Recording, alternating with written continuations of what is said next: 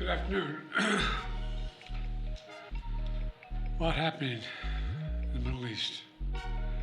After 13 years of civil war in Syria, more than half a century of brutal authoritarian rule by Bashar Al Asad and his father before him, rebel forces have forced Assad to resign his office and flee the country.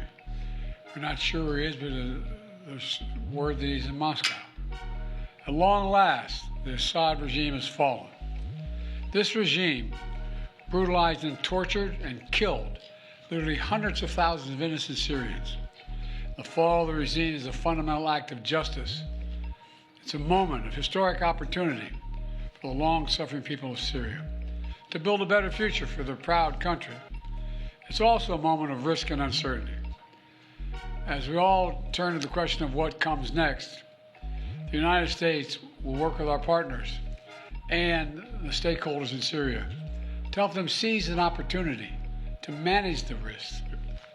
You know, for years, the main backers of Assad have been Iran, Hezbollah, and Russia. But over the last week, their support collapsed, all three of them, because all three of them are far weaker today than they were when I took office. And let's remember why. After Hamas attacked Israel on October the 7th, 2023, when much of the world responded with horror, Iran and its proxies chose to launch a multi-front war against Israel. That was a historic mistake on Iran's part. Today, Iran's main territorial proxy, Hezbollah, is also on its back. Only 12 days ago, I spoke from the Rose Garden about the ceasefire deal in Lebanon, a deal that was only possible because Hezbollah has been badly degraded. Meanwhile, Hamas has been badly degraded as well. Iran's own military capabilities have been weakened. Iran tried 2 times to attack Israel, and the United States and built a coalition of countries to directly defend Israel and help defeat those attacks. All this made possible for Iran and Hezbollah to continue to prop up, impossible, I should say, for them to prop up the Assad regime. Additionally, Russia's support for Assad also failed. And that's because Ukraine, backed by our American allies, has put up a wall of resistance against the invading Russian forces, inflicting massive damage on the Russian forces. And that has left Russia unable to protect its main ally in the Middle East. Excuse my cold. The upshot for all this is, for the first time ever, neither Russia, nor Iran, nor Hezbollah could defend this abhorrent regime in Syria. And this is a direct result of the blows that Ukraine, Israel, have delivered upon their own self-defense with unflagging support of the United States. You know, over the past 4 years, my administration pursued a clear and principled policy towards Syria. First, we made clear from the start sanctions on Assad would remain in place unless he engaged seriously in a political process to end the civil war, as outlined by the UN Security Council resolution passed in 2015. But Assad refused, so we carried out a comprehensive sanction program against him and all those responsible for atrocities against the Syrian people. Second, we maintained our military presence in Syria, our counter-ISIS, to counter the support of local partners as well on the ground, their partners, never ceding an inch of territory, taking out leaders of ISIS, ensuring that ISIS can never establish a safe haven there again.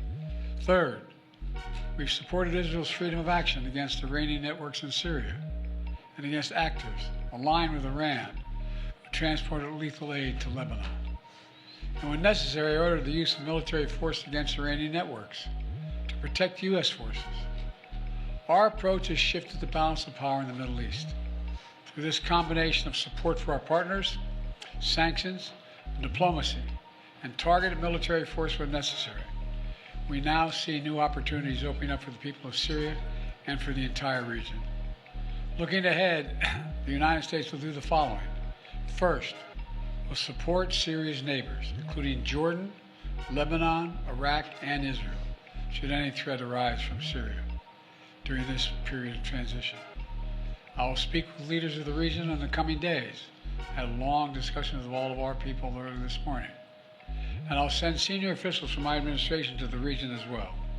Second, we will help ensure stability in eastern Syria, protecting any personnel, our personnel, against any threats, and will remain our mission against ISIS will be maintained, including the security of detention facilities where ISIS fighters are being held as prisoners. We're clear-eyed about the fact that ISIS will try to take advantage of any vacuum to reestablish its capabilities and to create a safe haven. We will not let that happen. In fact, just today, U.S. forces conducted dozens of precision strikes, airstrikes, within Syria, targeting ISIS camps and ISIS operatives. Third, we will engage with all Syrian groups, including within the process led by the United Nations, to establish a transition away from the Assad regime toward independent, sovereign, independent, I want to say it again, sovereign Syria, with a new constitution, a new government that serves all Syrians.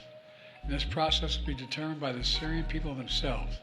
And the United States will do whatever we can to support them, including through humanitarian relief, to help restore Syria after more than a decade of war and generations of brutality by the Assad family. And finally, we will remain vigilant. Make no mistake, some of the rebel groups that took down Assad have their own grim record of terrorism and human rights abuses. We've taken note of statements by the leaders of these rebel groups in recent days, and they're saying the right things now. But as they take on greater responsibility, we will assess not just their words, but their actions. And we are mindful that there are Americans in Syria, including those who reside there, as well as Austin Tice, who was taken captive more than 12 years ago. We remain committed to returning him to his family. As I've said, this is a moment of considerable risk and uncertainty, but I also believe this is the best opportunity in generations for Syrians to forge their own future, free of opposition. It's also an opportunity through far from certain, for a more secure and prosperous Middle East, where our friends are safe, where enemies are contained. And it would be a waste of this historic opportunity if one tyrant were toppled and only to see a new one rise up in its place.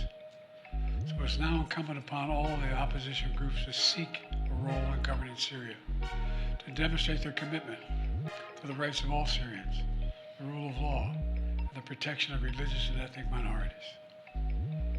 These past few days have been historic. And it's in the days ahead that will determine the future of this country. We intend to approach them with strength, wisdom, and resolve. Thank you very much. God bless America, and God protect our troops. Thank you. What should happen to Assad now, Mr. President? Mr. President, are you concerned about all that war in the Middle East? What does the U.S. know about where Austin Tice might be and if he's safe? We believe he's alive. We think we can get him back, but we have no direct evidence of that yet. And Assad should be held accountable. Have you directed an operation to go get him, Mr. Mr. President? Is Assad in Moscow? Get who? Austin Tice. We won't want to get him out. Yes, sir.